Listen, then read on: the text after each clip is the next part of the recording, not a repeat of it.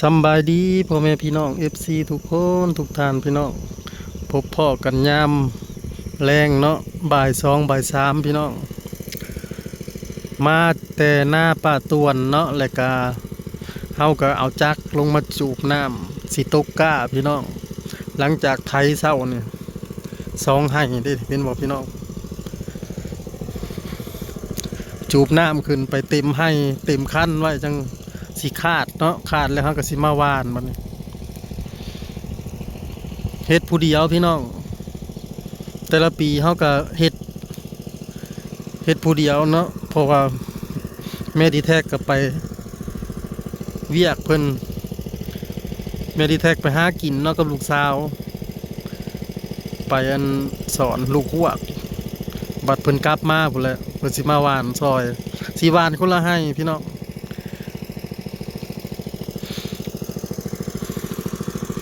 ดีนะยังมีน้องสาพี่น้องพอได้เก็บน้ำไว้อันจูบตกก้าหรือว่าจูบดำหน้าพี่น้องถ้าผมมีน้องนี่ก็อาจสิแย่อยู่เกษตรกรก็ได้ผู้ผลิตข้าวเนาะเพราะว่าเดี๋ยวนี้ฝนมันตกอยู่แต่ว่ามันก็แห้งบาดแห้งบาดคอยน้ำหน้าเฮามันหน้าโนนเลย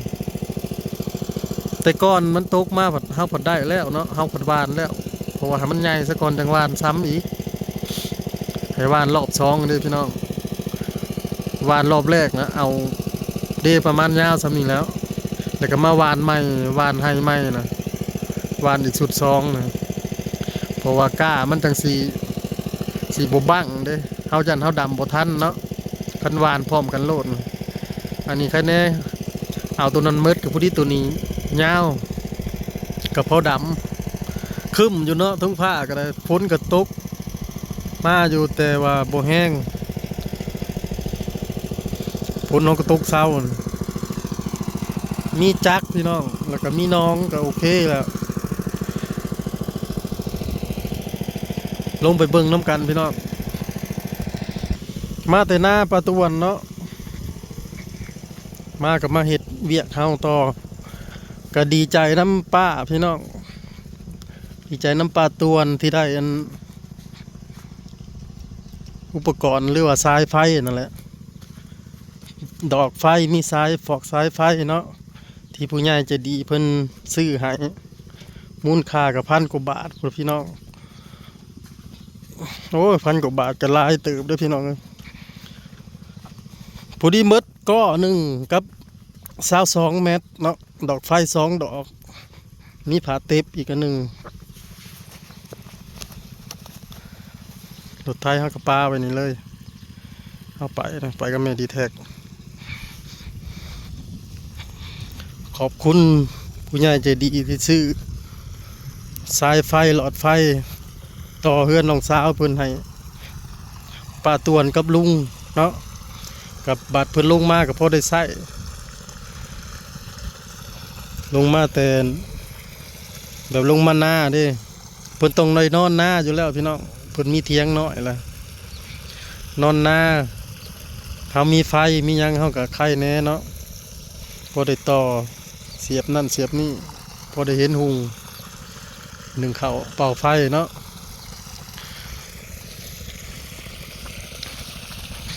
ดีใจแทนเพิ่นก็ขอบคุณนั่นผู้ใหญ่ใจดีอีกครั้งที่ช่วยเพิ่นมาเนาะขอให้อยู่ดีมีแห้งความเจ็บอย่าสู้ได้ความไข่อย่าสู้มีปรารถนาสิ่งใดก็ขอให้ได้สมมุมมาปรารถนาเนาะคิดเงินให้ได้เงินคิดทองให้ได้ทองเงินไหลน้องทองไหลเข่าแล้วพี่น้องแล้วก็FCทุกคนที่เขามาเบิ่งมาชมก็ตามเนาะขอให้อยู่ดีมีแห้งให้ร่ำให้รวยถือเลขรวยเบอร์พี่น้องออกแห้งอยู่เลยพี่น้องเฮาเล่งบ่ได้แห้งเลยนี่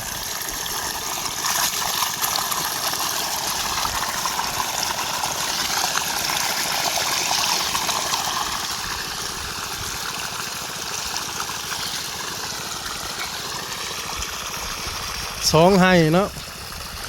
มันอิ่มน้ำแน่แล้วจูบใส่กระสิบหึงมาได้ดอกพี่น้อง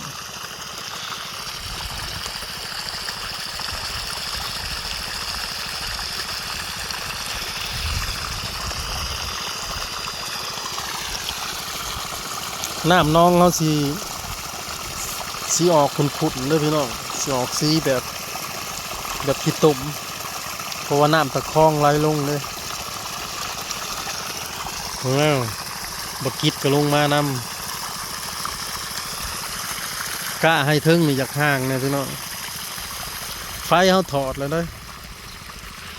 นิ่งว่าจะซื้อเขาถอดออกแล้วหูงัวเขาก็ลงมาตั้งแต่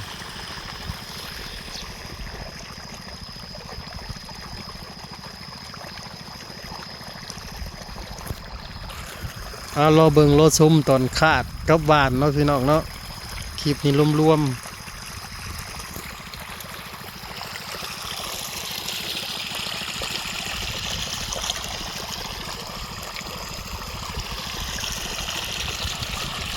เอาคาดมาเตรียมใส่ไทยเลยมาใส่รถเลยพี่น้อง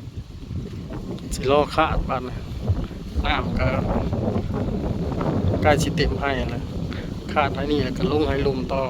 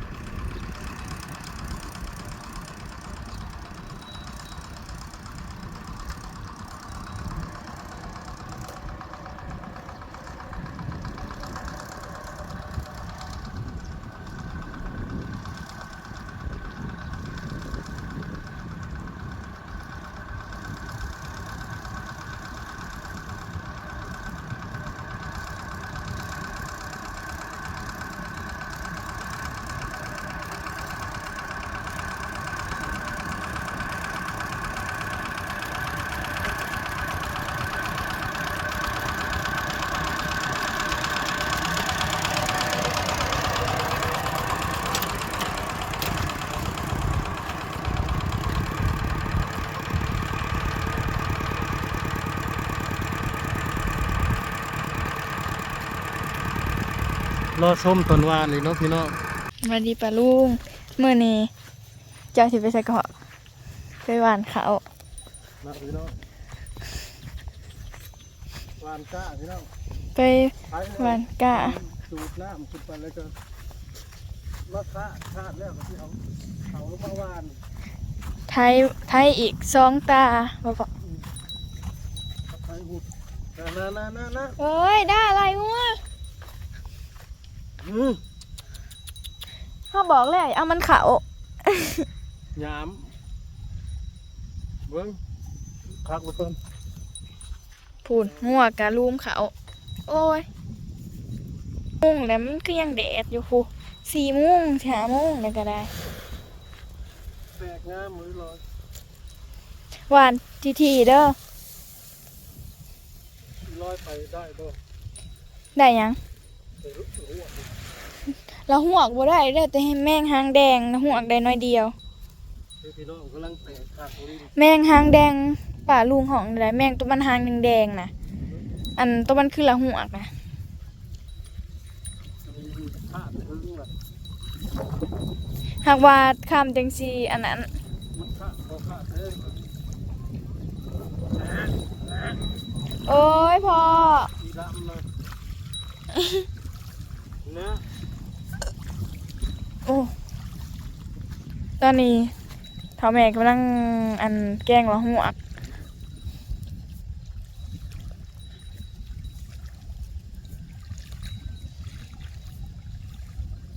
เจ้าไทยหุดหน้ามือได้นี่พอ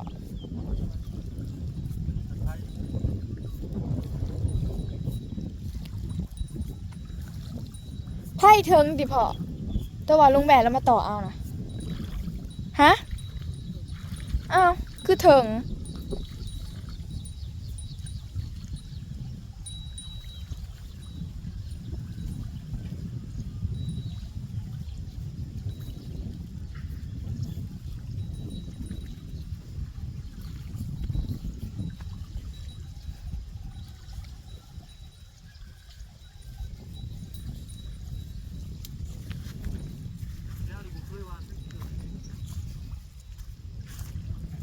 พอเจ้าคือเบาหวานนี่นี่ไม่หมองพุยนี่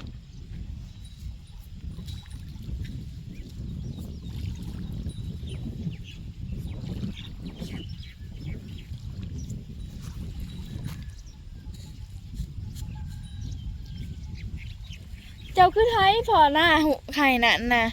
ไผ่เบี้ยไผ่อีตู่เต็มอยู่ก็เบี้ยมักถั่วนะให้นี่นะเบี้ยมักถั่วเต็มกับในหันกับเบี้ยไผ่อีตู่ก็เต็มอยู่ มันจะสีไว้งูครับบ่บดเห็ดข้อ นี่พี่อะพักอันนี้ในนี้นะมันตายแล้ว ไข่ละสอบตา3-4 ตาเขาเตี้ยด เจ้า ำเตี้ยแดง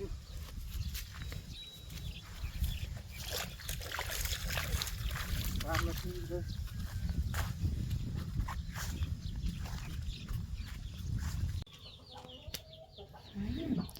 ตอนนี้กำลังซิมเบิ่งอาหาร เป็นอะไร มันน้อยเลยเห็ดเค็มๆสบายดีพี่น้อง ห้าว่าเจ้า ลูกสาวไป จะ ส โหล อนกับปลาดำกับแม่น้องดำพี่น้องเลยแมงหางแดง ถ้า2 บาทก็ได้หลายเด้อ แมงหางแดงกับลูกหวกบริลายพี่น้องเลยสุดนี่ แม่งหางแดงทางปลาลูหองอะไรเนาะ แมงหางออกแม่น้องดำอะ ก็มันหัวงอกอะไร โอ้เป็นกับตกกาย่ำแรงเนาะค่ะกับมาแต่หาอยู่หากินกับลูกสาวแล้วก็เห็ดกินพี่น้องพี่ของแท้ ใช่นี่เฮ็ดปรัก ซื้อมาน้ำแม่น้องดำพี่น้อง ไปเก็บอยู่หาดลาวเฮ้ยโล1 200 บาท โลหนึ่งพี่น้องมันว่าบัดได้สิตื่นดีมั้งนะโลหนึ่งไล่เต๋อพี่น้องเอ้ยเด็กเจ้าหน้าที่แหละล่ะ 3 นาทีเปิดใหม่กับพอดีเป็น 1ก็ได้4แล้วเด้พอแหละ เก่าด้วย ตัวเก่า3 ฟองไม่ได้ขายไปบ่จ้ะ เด้อเอาสิลงไป